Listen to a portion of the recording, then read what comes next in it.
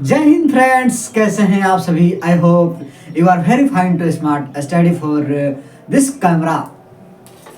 अपने कमरे में बैठकर, अपने रूम में बैठकर बेहतरीन स्टडी कर रहे होंगे और इसी के साथ मैं AK सर आपके बीच लेकर आया हूँ डेली करंट अफेयर्स, जो आपके एग्जाम्स के लिए अति महत्वपूर्ण होने वाला है। आज के सेशन की बात किया जाए तो साइंस एंड टेक्नोलॉजी से लबालब भरा हुआ सेशन। हम जानने का प्रयास करेंगे कि स्पेस तक का सफर भारत एवं अन्य देशों का किस प्रकार से पड़ा हुआ है। अटैक पहले क्वेश्चन पकड़ते हैं, सीधी बात, नो बकवास। गगनयान मिशन के लिए 3 देखा जाए तो चुने गए एस्ट्रोनॉट कौन कौन से हैं, जो इस प्रकार से बात करने का यह प्रयास करता है कि गगनयान जो लॉन्च किया जाएगा और उसके लिए कौन कौन से ये एस्ट्रोनॉट चुने गए हैं और यह किस किस डिपार्टमेंट के हैं। डंके की चोट पर हम बताना चाहेंगे कि सबसे पहले देखा जाए तो ये कैप्टन ग्रुप के पायलट हैं और कैप्टन ग्रुप के पायलट कौन हैं तो एयरफोर्स के पायलट हैं। पहला बात किया जाए तो पहला देखा जाता है तो प्रशांत बालकृष्णन नायर जी को है। पहला देखा जाए तो पहले नंबर पे कौन है, प्रशांत बालकृष्णन नायर, जो कि यह कैप्टन ग्रुप के क्या हैं, पायलट हैं। दूसरे देखा जाए तो सजीत मंडल कौन है, सजीत मंडल प्रताप कहा जाता है। सजीत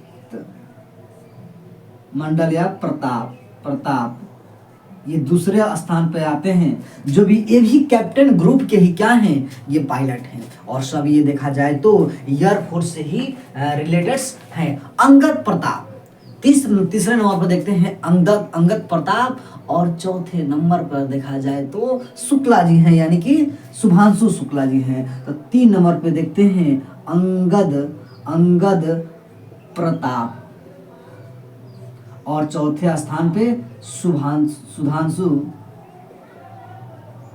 शुक्ला। ये जो चार हैं ये गगनयान मिशन के लिए तैयार किए गए ये पायलट्स हैं।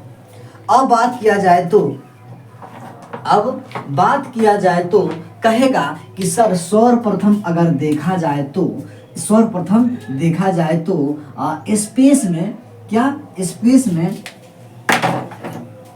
स्पेस में अंतरिक्ष में किसने देखा जाए तो पहले अपना सैटेलाइट भेजा हुआ था। तो हम देखते हैं पहले स्थान पर सर रसिया है सर। कितने नंबर पे आता है, पहले स्थान पे इन्होंने 1961 के समय में यह भेजता है। लेकिन 1961 के समय ही एक और देश भेजता है क्या बोलते हैं स्पेस पर, वो होता है 1961 में ही USA। 1961 में USA भेजता है। और तीसरे स्थान पर जो देश आता है वो 2003 में, कब 2003 में लॉन्च करता है, जिसका नाम है चाइना, बोले तो चीन है। 2003 में इसने देखा जाए तो स्पेस पर कदम रखा था। मजे की बात यह है कि बात किया जाता है कि स्पेस में भेजने वाला प्रमुख देश कौन कौन सा था, तो हमने कहा 1961 में रसिया है। 1961 के समय देखा जाए तो USA है और 2003 में देखा जाए तो चाइना है। इस प्रकार से ये स्पेस में भेजने वाले प्रमुख देश हैं। जो आगे हम देखते हैं कि राष्ट्रीय विज्ञान दिवस कब मनाया जाता है। बहुत वेरी इंपोर्टेंट क्वेश्चन है, लेकिन इससे लगभग देखा जाए तो 5-6 क्वेश्चन बनने का प्रयास होगा इसमें। देखा जाए, देखिए कहता है कि राष्ट्रीय विज्ञान दिवस कब मनाया जाता है। डंके की चोट पर सर बताएंगे कि आपकी 28 फरवरी को मनाया जाता है। लेकिन इसके पीछे किस साइंटिस्ट का यह देखा जाए तो डिस्कवरी था, तो आप अवगत होगा कि डॉक्टर सीवी रमन जी ने क्या किया था, भौतिकी के क्षेत्र में, यानी कि फिजिक्स के क्षेत्र में क्या है, भौतिकी रिसर्च किए थे और वह 1928 में किए थे। इफेक्ट प्रभाव के नाम से जाना जाता है, रमन इफेक्ट प्रभाव के नाम से जाना जाता है और 28 फरवरी 1928 में ही उन्होंने किया। गत वर्ष समय जाते जाते हमने देखा सर कि 1930 में सर इन्हें भौतिकी के क्षेत्र में सर फिजिक्स के क्षेत्र में इन्हें क्या मिलता है, तो नोबेल पुरस्कार मिलता है। नोबेल पुरस्कार मिलता है 1930 में। लेकिन सर क्वेश्चन बनेगा आपका मतलब ये क्या था कि सर राष्ट्रीय विज्ञान दिवस की जब बात करता है, राष्ट्रीय विज्ञान दिवस की बात करता है, कहेगा कि सर राष्ट्रीय विज्ञान दिवस सर इसका मतलब सर इंडिया में ना होगा, हाँ राष्ट्रीय है तो देश का ही होना चाहिए, तो इंडिया में कहेगा कि राष्ट्रीय विज्ञान दिवस मनाने की शुरुआत कब होती है सर, अवगत होगा 1987 में सर, यानी कि 1987 से भारत में राष्ट्रीय विज्ञान दिवस मनाया जाता है। कहा जाता है सर सुसंगठित सुव्यवस्थित क्रमबद्ध ज्ञान को विज्ञान कहते हैं। नेक्स्ट क्वेश्चन कहता है कि रेंगपो स्टेशन किस स्टेट का पहला रेलवे स्टेशन बनाया गया है एवं भारत के प्रधानमंत्री नरेंद्र मोदी जी के द्वारा इसका नींव रखा गया है। बात करता है, खिड़की का आवाज आ रहा है आराम से। रेंगपो स्टेशन किस स्टेट का पहला रेलवे स्टेशन होगा? सीधी बात, नो बकवास, डंके की चोट पर सर पूर्वोत्तर के क्षेत्रों में जाइए और कहाँ जाइए, सिक्किम चले जाइए। यानी कि जो भारत में आजादी के बाद, क्या हमने कहा सर, आजादी के बाद अगर पहला कोई स्टेशन बना है, रेलवे स्टेशन बना है उस स्टेट में, वो भी पूर्वोत्तर के स्टेट में, वह है सिक्किम। अच्छा सर, वही सिक्किम जिसकी कैपिटल आप गंगटोक कहते हैं सर। हाँ, प्रेम सिंह तवांग, क्या नाम है सीएम का नाम? प्रेम सिंह तवांग, प्रेम सिंह तवांग यहाँ के क्या हैं, तो मुख्यमंत्री हैं। इतना ही नहीं, अगर हम देखते हैं, यहाँ देखते हैं कि सिक्किम जो देखा जाए तो कहता है कि कंचनजंगा जो एवरेस्ट है यह सिक्किम में तो ही स्थित है। डन हो गया। चलिए अब हम पहुंचते हैं नंबर 5 क्वेश्चन पर, जो आपके एग्जाम्स के लिए 1 नंबर देकर ही जाएगा इस क्लास से। कहता है सर दुनिया की अगर देखा जाए तो, मैं दुनिया की बात करता हूं कि दुनिया की तीसरी सबसे बड़ी मस्जिद किस देश ने बनाया है, किस देश में बनाया गया है दुनिया की सबसे तीसरी बड़ी मस्जिद? सर आपके दिमाग में ये क्वेश्चन बनता होगा सर पहला और दूसरा कौन होगा? वो समझेगा ना कि पहला और दूसरा कौन होगा, कि सर तीसरा का नाम बता दिए, वह देश है अल्जीरिया। क्या है वह देश, क्या है तो वह देश है अल्जीरिया। और हम देखेंगे कि अल्जीरिया सर, अल्जीरिया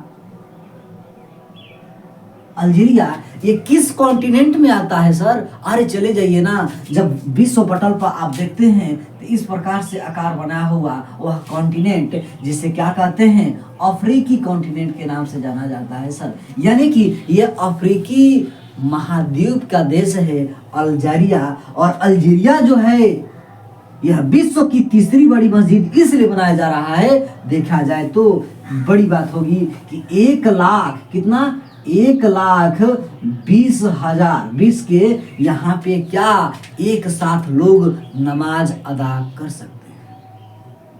1,20,000 एक साथ यहाँ पे लोग क्या कर सकते हैं, नमाज पढ़ सकते हैं, अदा कर सकते हैं। लेकिन सर क्वेश्चन अभी बन रहा था ना कि सर आपने पहले स्थान का और दूसरे स्थान का नाम नहीं बताया। दुनिया की सबसे बड़ी अगर मस्जिद देखा जाए तो पहला आता है मक्का और दूसरा आता है मदीना। क्या होगा? पहला होगा मक्का और दूसरा मदीना। हाँ सर, वही देश जो खाड़ी देश के नाम से जाना जाता है, सऊदी अरबिया। हाँ सही बात है, सऊदी अरब में यह देश स्थित है। वह सऊदी अरब में यह स्थान स्थित है जहां दुनिया की सबसे बड़ी मस्जिद होती है, मक्का और दूसरा मदीना और तीसरा अल्जीरिया। कहा जाता है कि इसमें 900 मिलियन डॉलर खर्चा किया गया है। कितना? 900 मिलियन डॉलर की इसमें लागत आई है। अल्जीरिया जो बना है 900 मिलियन डॉलर की यह लागत आई है। और ये भी बताया जा रहा है क्या कि यह 70 एकड़ में, कितने? 70 एकड़ में यह देखा जाए तो इसका क्षेत्र विस्तार है। नेक्स्ट क्वेश्चन अटैक करते हैं। अडानी ग्रुप ने, हमने कहा सर ये ब्रांडेड कंपनियां आ रही हैं भारत में और किस प्रकार से देखिएगा क्या गतिविधि बढ़ाती हैं। अडानी ग्रुप ने भारत के किस स्टेट में क्या बना दिया है? तो दक्षिणी एशिया का सबसे बड़ा गोला बारूद का, हमने कहा कि गोला बारूद एंड मिसाइल कॉम्प्लेक्स लॉन्च करने का आह्वान कर दिया है। दक्षिण एशिया का, भाई हमने क्या कहा, दक्षिण एशिया का सबसे बड़ा गोला बारूद और मिसाइल कॉम्प्लेक्स लॉन्च किया है, वह कोई और नहीं है, अडानी ग्रुप ने किया है। सर अडानी ग्रुप ने किस स्टेट में किया है ये मतलब रखता है ना। डंके की चोट पर यूपी पुलिस के लिए तो यह रामबाण होगा, क्योंकि यूपी पुलिस यानी कि उत्तर प्रदेश में किया गया है। कहाँ किया गया है? यूपी में की है। कौन कंपनियां? अडानी ग्रुप। लेकिन सर क्वेश्चन एक और बनेगा, सर कहेंगे आप कि सर आपने ये नहीं बताया कि उत्तर प्रदेश के किस क्षेत्र में, किस जिला में ये गोला बारूद और मिसाइल की स्ट्रक्चर बनकर तैयार हो गया है, जो कि लॉन्च किया गया है। डंके की चोट पर आप बताने का प्रयास करेगा। उत्तर प्रदेश के लिए एक जिला जाना जाने वाला जो चमड़ा उत्पादन के लिए बहुत ही माहिर है। अच्छा सर, वही बात जो कानपुर में होता है। हाँ, कानपुर में यह लॉन्च किया गया है। कानपुर के लिए लॉन्च किया जाता है। जब हिस्ट्री की बात करते हैं 1857 के विद्रोह में, तो आप जानते होंगे कि तत्ता टोपे के और देखते हैं नाना साहब के नेतृत्व में कानपुर का नेतृत्व किया जा रहा था 1857 के विद्रोह में। इसी प्रकार इसी कानपुर में यह जो है अडानी ग्रुप ने गोला बारूद और मिसाइल की क्या क्या लॉन्च किया है। और इसके बाद हम देखते हैं कि इसमें अगर पहली ऐसी महारत्ना कंपनियां आई हैं जो कि यह प्राइवेट सेक्टर की हैं। सर इसमें देखा जाए तो देखते हैं कि इस स्टेट का कानपुर जिला में देखा जाए तो यह प्राइवेट सेक्टर में यह पहली धमाल मचाई हुई है, जो कि 3000 देखा जाए तो 3000 करोड़ की लागत इसमें आने की यह उम्मीद है। 3 करोड़ के देखा जाए तो इसमें यह निवेश किया गया है अडानी ग्रुप के माध्यम से। ठीक है ना, 3 करोड़ ये कानपुर में हो गया। उत्तर प्रदेश स्पेशल के लिए यह रामबाण साबित होगा। नेक्स्ट क्वेश्चन कहते हैं, यह वैश्विक लेवल की क्वेश्चन है भाई, वैश्विक लेवल की क्वेश्चन है और लल्ला हमारे पड़ोसी की ही बात है। कहता है कि मरियम नमाज किस देश की पहली क्या है, उस देश में पहली महिला सीएम बोले तो chief minister of India, chief minister of country, किस देश की वह महिला सीएम बनी है भाई? हमारा पड़ोसी देश में अभी देखा जाए तो 8 फरवरी को हुआ है चुनाव, और वह पड़ोसी देश कोई और नहीं, वह लल्ला पाकिस्तान है। अच्छा सर, अब हमको इसका ऑपरेशन करिए कि मरियम नमाज का रिलेशन किनके साथ है और यह किस क्षेत्र में देखा जाए तो यह मुख्यमंत्री बन के वह उभरी हुई है। सर हम बता दें कि आपको अवगत होगा कि पाकिस्तान में अभी हुआ है चुनाव और पीपीपी और पीएमएलएन पार्टी के सहयोग से यहाँ पे सरकार बना है देखा जाए तो शहबाज शरीफ। अच्छा सर, शहबाज शरीफ का क्वेश्चन कैसे आता है तो आपको अवगत होगा कि पाकिस्तान के पूर्व प्रधानमंत्री नवाब शरीफ के भाई शहबाज शरीफ को बनाया गया है क्या, तो पाकिस्तान का प्रधानमंत्री। फिर क्वेश्चन अटकेगा सर कि मरियम नमाज की क्या इससे कनेक्शन है कनेक्शन ये है कि जो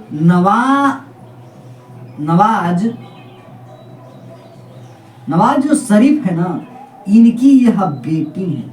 क्या है? बेटी हैं और यह राजनीति के क्षेत्र में देखा जाए तो इन्होंने 2011 में एंट्री मारी हुई थी और 2024 में यह पाकिस्तान की पहली महिला मुख्यमंत्री बन गई।